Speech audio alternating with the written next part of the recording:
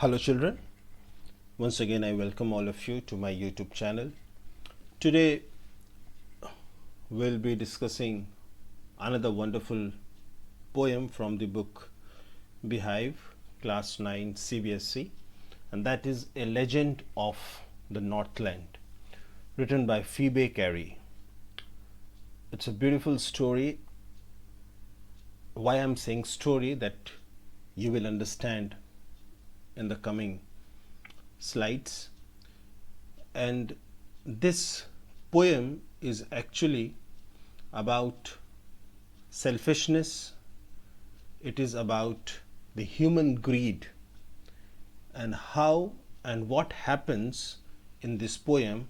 That is what we are going to discuss in the coming slides. So let's move on to the explanation of this poem. So before that, let us discuss about the poet. Phoebe Carey was born on 4th September 1824 in Ohio. She was an American poetess. She wrote many poems which were appreciated worldwide. She took her last breath on 31st July 1871. So my dear children, the poetess, her name is Phoebe Carey, and birth date is 4th September 1824, and she was born on this date in Ohio. That is a place in America, and she was an American poet, and she wrote many poems, and it was all those poems were well appreciated worldwide. And finally she died on 31st July 1871. Now let's have an introduction of this poem. So in the beginning itself I said it's a wonderful story. Why I said story, now you would get a clear idea. A Legend of the Northland is a ballad. Okay, a ballad is a poem narrating story in a song. Ballad is a part of folk culture of Europe, passed by one generation to another orally. So my dear children, this type of poem, A Legend of the Northland, is called a ballad. Okay, ये जो poem है इसको ballad कहा जाता है. ठीक. And what is a ballad? A ballad is a poem where a story is narrated in a song. Ballad एक ऐसी कविता है, एक ऐसा poem है जिसमें एक कहानी सुनाई जाती है गीत के माध्यम से. A story is narrated in the form of a song. Okay, that is why I said in the beginning that it's a wonderful story. Ballad is a part of folk culture of Europe, and this ballad is very prevalent. It is very famous in European countries. Okay, and it is something that is passed by one generation to another orally. Okay, और these type of ballads, ये जो ballads होते हैं, ये क्या होता है, it is passed from one generation to another orally. Means forefathers, then your grandfathers, then comes your father, then you. तो ऐसे जो है, परदादा ने दादा को बताया, दादा ने आपके फादर को बताया, आपके फादर ने आपको बताया, and you will go on with your coming generation. Okay, आप उनको सुनाओगे ये कहानी. So that is called, that is something, this ballad takes place especially in European countries. This poem narrates the legend of an old lady who angered Saint Peter because of her greed. Now my dear children, legend, what does it mean? Okay, legend. Legend means an old story. Okay, don't get confused. Legend means an old story. So this poem talks about the story of an old lady. In this poem we will see there is an old lady, and this old lady, she made Saint Peter very angry. Okay, who is this Saint Peter? Saint Peter was one of the disciples of Jesus Christ. Okay, अब इस poem में two characters, there are two characters. इस poem में दो किरदार हैं. First is Saint Peter, second is an old lady. Okay, Saint Peter कौन थे? वो Jesus Christ के एक शिष्य थे. ठीक है, there were 12 disciples. Okay, Jesus Christ के 12 शिष्य थे, and among them Saint Peter was one of the disciples. So उनमें से एक थे Saint Peter. So Saint Peter जो थे उनको एक ओल्ड लेडी ने लालच में आकर क्या कर दिया, उनको गुस्सा दिला दिया. Okay, and he became very angry. Then what happened? We will find out in the coming poem. Now we'll start this poem line by line. Away, away in the northland, where the hours of the day are few and the nights are so long in winter that they cannot sleep them through. Okay, so now in this poem, the story is somewhere set up in the northland. Okay, northland क्या है? Okay, let's discuss this. The northland is an area near the North Pole where days are short because the sun's rays reach for very little time. Here, during the winter, the duration of the night is longer and days are shorter. So first of all, my dear children, ये जो Northland है, ये कौन सा area है, ये कौन सा रीजन है? ये नॉर्थ पोल का रीजन है. Okay, you can see this on your screen. There is a map also. आप मैप पे देख सकते हैं this country, you know, Russia, Canada, Greenland, then Denmark, Finland, Sweden, you know, these countries, ये जो पूरा एरिया है, ठीक है, इस पूरे एरिया को क्या बोला जाता है? नॉर्थलैंड बोला जाता है. ठीक है, और यहाँ की खासियत क्या होती है कि नॉर्थलैंड के जो डेज होते हैं वो बहुत छोटे होते हैं if you compare it with nights. ठीक है, यहाँ की जो रातें होती हैं वो बहुत लंबी होती हैं क्योंकि सूरज की रोशनी बहुत देर में यहाँ पहुँचती है और वो भी बड़े थोड़े समय के लिए रहती है.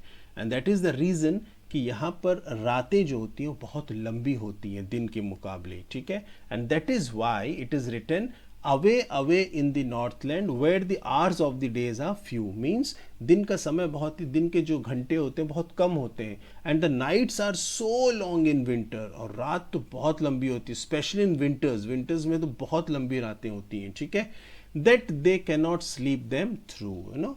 they, who are they means the people who are living in northland. ठीक है, और northland में जो रहने वाले लोग हैं वो पूरी रात सो नहीं पाते. No, you cannot sleep for more than 10-12 hours. No, to 6 to 7 hours you can manage, लेकिन आप 6-7 घंटे 8 घंटे ज़्यादा नहीं सो सकते आप.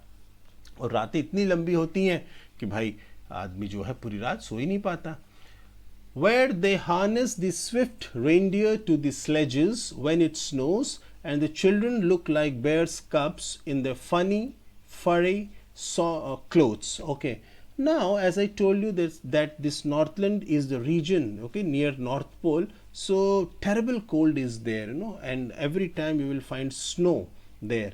So in that place it is not possible to drive cars, or it is not possible to ride bicycle or bikes or motorbikes, anything. Okay, so ये ऐसी जगह है जहाँ पर आप कार या मोटर बाइक नहीं चला सकते.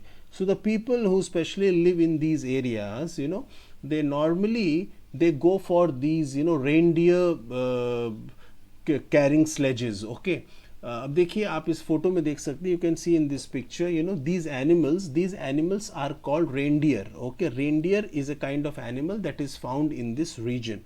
Okay, अब ये बहुत, it is very similar to, you know, काफ़ी हद तक, you know, you can see it looks like deer.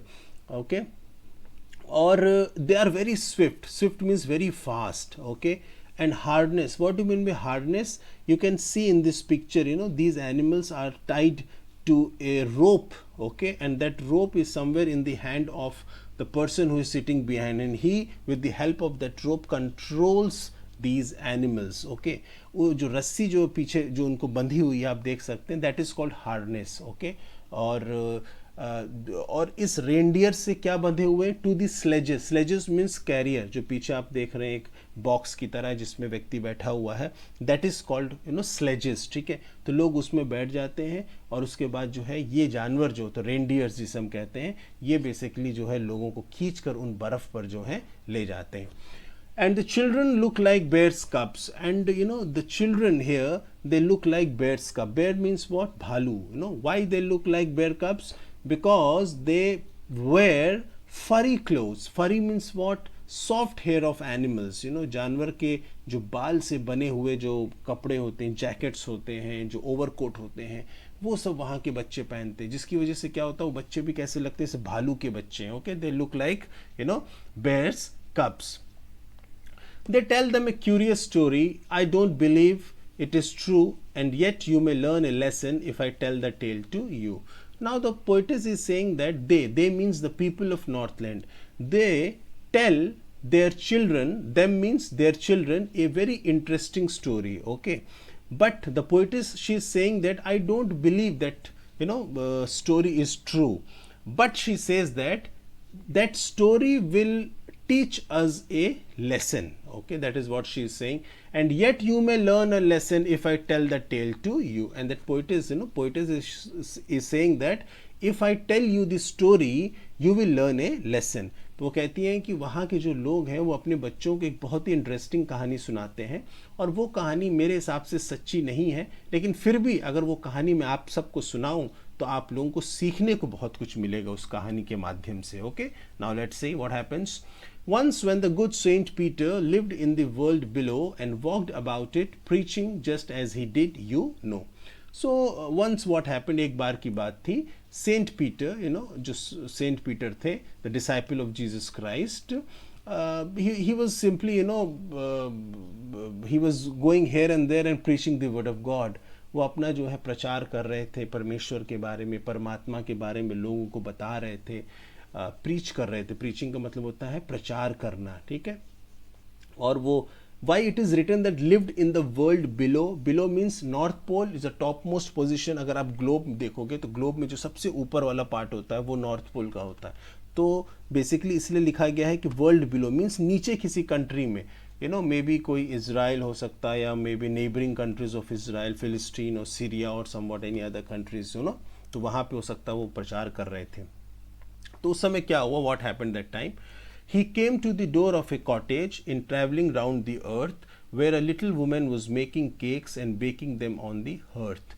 So finally what happened, जब वो प्रचार करते करते वो एक झोपड़ी के पास पहुंचे, ठीक है, और पूरी पूरी दुनिया घूम घूम के वो प्रचार कर रहे थे, और फाइनली उस झोपड़ी के पास पहुंचे, और वहाँ पे उन्होंने क्या देखा, there he saw a little women was making cakes. वहाँ पे उन्होंने देखा एक औरत को, वो क्या बना रही थी, केक्स बना रही थी, ठीक है.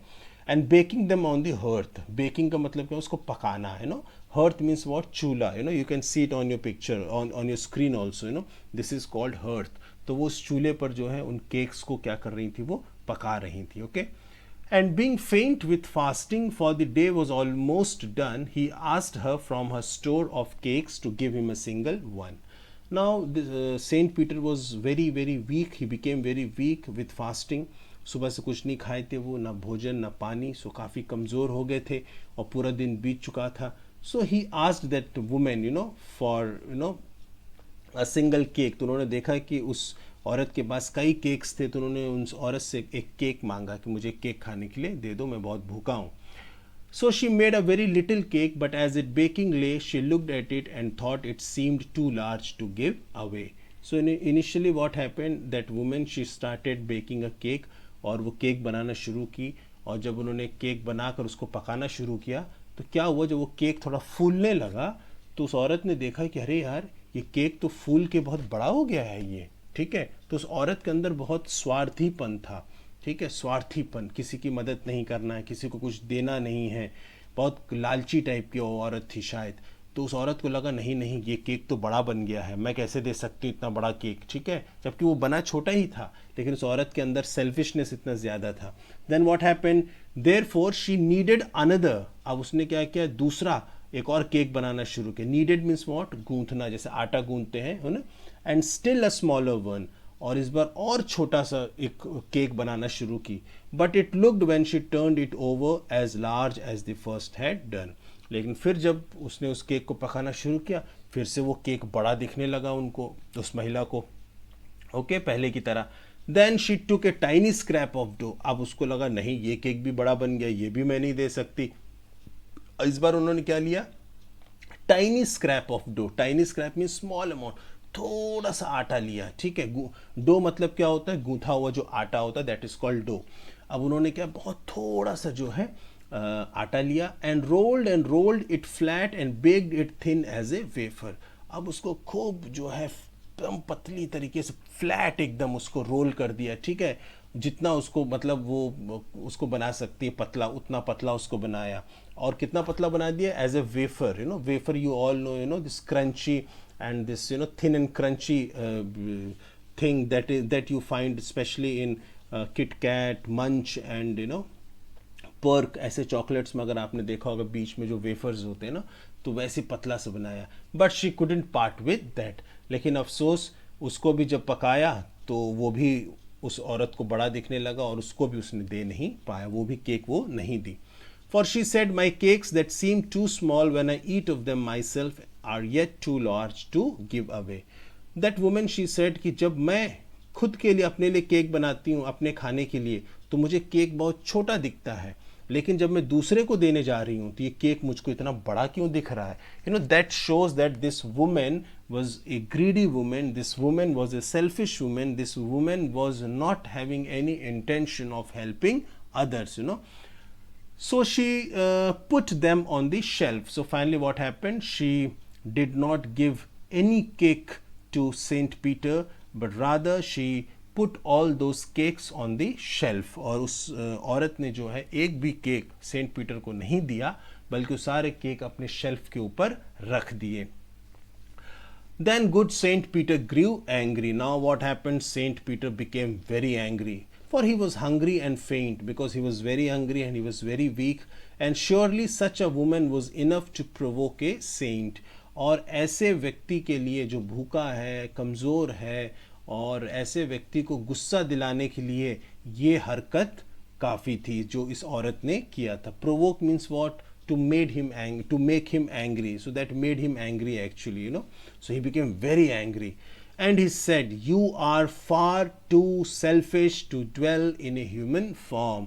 Now Saint Peter said that you are a selfish woman. तुम बहुत ही मतलबी और स्वार्थी औरत हो. You are not, capable, or you are not eligible to dwell in a human form. और तुम्हें इंसान के तौर पर जिंदगी जीने का कोई हक नहीं है। To have both food and shelter and fire to keep you warm. That God has given you food, God has given you shelter, God has given you fire to keep you warm, but you are not fit for all these things. Okay. Then Saint Peter said that तुम एक स्वार्थी औरत हो, तुम इंसान के तौर पर जिंदगी जीने का हक नहीं है तुम्हें। भगवान ने तुम्हें भोजन दिया है, सर पर छत दिया है, आग है अपने आप को गर्म रखने के लिए, और तुम दूसरों की मदद नहीं कर रही हो। तुम इंसान हो लेकिन तुम्हारे अंदर इंसानियत नहीं है। You are a human being, but humanity is not in you. Now you shall build as the birds do, and shall get your scanty food by boring and boring and boring all day in the hard, dry wood. Now finally what happened? Saint Peter cursed that old lady.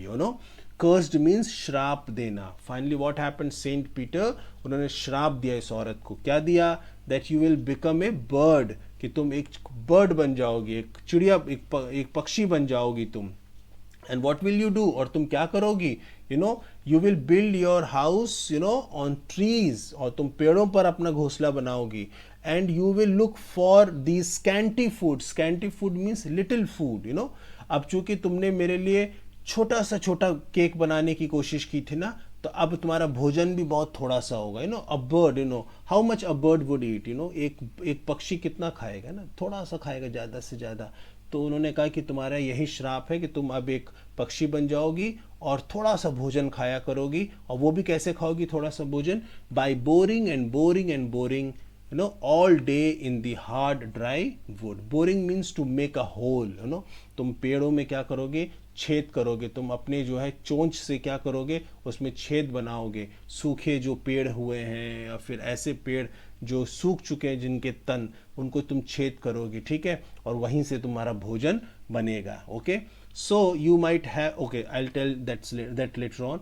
Then up she went through the chimney, never spoke a word, and out of the top flew a woodpecker, for she was changed to a bed. Now what is happening here? What is happening here? Finally she went through the chimney, और जैसे ही Saint Peter cursed this lady, जैसे ही Saint Peter ने उनको श्राप दिया, वैसे ही औरत क्या बन गई? ये तुरंत जो है, ठीक है, बर्ड के रूप में बन गई। She was changed into a bird. Which bird? Would packer. Would packer, you must have heard about would packer. Would packer bird को आप सबने देखा होगा, ठीक है। और जो घर का चिमनी होता है, chimney, what do mean by chimney? Chimney का मतलब जहाँ से धुआं निकलता है ना, जहाँ पे किचन में या कुछ भी बनाना होता है, वहाँ का धुआं, जो घर का धुआं बाहर निकलता है, उस चिमनी के रास्ते से एक चिड़िया उड़कर बाहर निकल गई. It means what? That lady was transformed into a bird. She had a scarlet cap on her head and that was left the same, but all the rest of her clothes were burned black as a coal in the flame. And that lady actually she was wearing a red cap, okay. और जब वो bird बन के उड़ गई तो what happen, अगर आपने देखा होगा वुड पैकर बर्ड को, तो वुड पैकर बर्ड आप अपने स्क्रीन पर देख सकते हैं, उसके सर पर भी जो है एक प्रकार का क्या रहता है, you will find a red kind of cap, एक प्रकार का ऐसा लगता है जैसे उसके सर के ऊपर भी जो है एक लाल कैप की तरह वो जैसे पहनी हुई है. वो बर्ड भी आपने कभी ध्यान से देखा. सो व्हाट इज हैपनिंग, तो आपने देखा होगा उस बर्ड के सर पे भी रेड कलर का रहता है. तो बेसिकली वो लेडी भी जो है एक प्रकार से रेड कलर की कैप पहनी हुई थी. और क्या हुआ कि बाकी उस लेडी के सारे कपड़े जो है जल गए, ठीक है ना. But all the rest of her clothes were burned black as a coal in the flame. बाकी सारे कपड़े जल गए, सिवाय क्या रह गया, सर के ऊपर एक रेड कैप रह गया. And every country school boy has seen her in the wood. और हर एक बच्चा उस बर्ड को जंगलों में देखा है. Where she lives in the trees till this very day. और आज भी ये वुड पैकर जो बर्ड है, ये एक्चुअली कौन है ये बर्ड? दैट ओल्ड लेडी जो अभी भी कहाँ रहती है? उन पेड़ों पर रहती है. और क्या करती है? Boring and boring for food, making holes, जैसे आप स्क्रीन पर देख सकते हैं, ऐसे पेड़ों में होल बनाना, छेद बनाना और उसी को खाते रहना. That is what the food of this bird would packer is. So my dear children, I hope you have understood this poem. So this poem talks about selfishness. This poem talks about not being greedy. ठीक है, तो हमने इस poem में क्या देखा? This old lady, she was having so many cakes. उस औरत के पास बहुत से केक्स थे. वो चाहती तो केक्स सेंट पीटर को दे सकती थी और सेंट पीटर हो सकता है उन केक्स को खाकर he would have blessed her. हो सकता है वो उनको जो है वरदान दे देते, आशीर्वाद दे देते, ठीक है, कुछ ऐसी चीज़ दे देते, शायद उस औरत का भला हो जाता. But what happen, due to her greed, due to her selfishness, what happen, she did not even give a small cake to Saint Peter. उन्होंने एक छोटा सा भी केक सेंट पीटर को नहीं दिया. परिणाम स्वरूप क्या हुआ? She was transformed into a bird and that is what? Woodpecker. और फिर उनको श्राप दे दिया गया और वो लेडी क्या बन गई? वुड पैकर बन गई. और आज भी हम उस वुड पैकर को जंगलों में, पेड़ों पर देखते हैं. और उसके सर के ऊपर भी एक रेड कलर का स्कारलेट एक पार्ट होता है बर्ड का. और कहा जाता है कि वो एक्चुअली में उस वुमेन का वो कैप है जो उस समय वो वुमेन पहनी हुई थी. ठीक है, okay. So now will move on and we will see a few poetic devices also in this poem. ठीक है, अब इस पोएम में पोएटिक डिवाइस देख लेते हैं क्या क्या है. First of all let's see the rhyme scheme of this poem. Okay, rhyme scheme of this poem. So rhyme scheme of this poem is A B C B. Okay, you all know very well how to find out the rhyme scheme. We have to see the last word of each line, whether they are rhyming with other words or not. For example, the last word of the first line is Northland. Okay, पहला word जो है आखिरी line, पहले line का आखिरी word क्या है? Northland. दूसरे लाइन का आखिरी वर्ड क्या है? Few. अब नॉर्थलैंड और फ्यू क्या आपस में राइम कर रहे हैं? नहीं कर रहे. Then comes last word in third line, winter. Winter कर रहा राइम? नहीं कर रहा. सो हमने नॉर्थलैंड को ए मान लिया, फ्यू को बी मान लिया, विंटर को सी मान लिया. Then the fourth line, last word is through. Is through rhyming with any of these words? क्या थ्रू किसी वर्ड से राइम कर रहा है? देख लेते हैं. विंटर से राइम कर रहा है थ्रू? नहीं कर रहा. नॉर्थलैंड से राइम कर रहा है? नहीं कर रहा. फ्यू से कर रहा है? हाँ, फ्यू से कर रहा है. Few, through. Okay, see these words they are rhyming with each other. तो फ्यू को हमने बी माना था, तो थ्रू को भी हम क्या मान लेंगे? बी मान लेंगे. And this rhyme scheme is followed in all these stanzas. If you see all these stanzas, this rhyme scheme is followed. So the rhyme scheme of this poem is A, B and C, B. Okay. Now let's find out some poetic devices that are used in this poem. First is alliteration. ठीक है, as I sound, okay, one after another, or maybe in quick succession. That is called alliteration. Alliteration क्या होता है? जब consonant sound जो है एक के बाद एक या क्विक सेसेशन में यूज किया जाए तो उसे एलिट्रेशन कहा जाता है. जैसे पहला मैंने I have taken a few examples. There are so many alliteration in so many examples of alliteration in this poem, but I have only picked a few, okay, just to make you understand. See these examples. First, that they cannot sleep them through. Now see, that, the, they, again the sound is prevalent. Then comes them, the sound is prevalent. अगर आप देखेंगे the sound आ रहा है, that में भी the sound आ रहा है, they में भी the sound आ रहा है, them में भी the sound आ रहा है. So this is an example of alliteration. Second, दूसरा example क्या है? In their funny furry clothes. Funny, fa, furry, fa. Okay, this fa sound, you know, f sound is prevalent, you know. So इसमें कौन सा example alliteration का क्या होगा? ये f sound. This is the example of alliteration. Then coming to the third one example, that is what?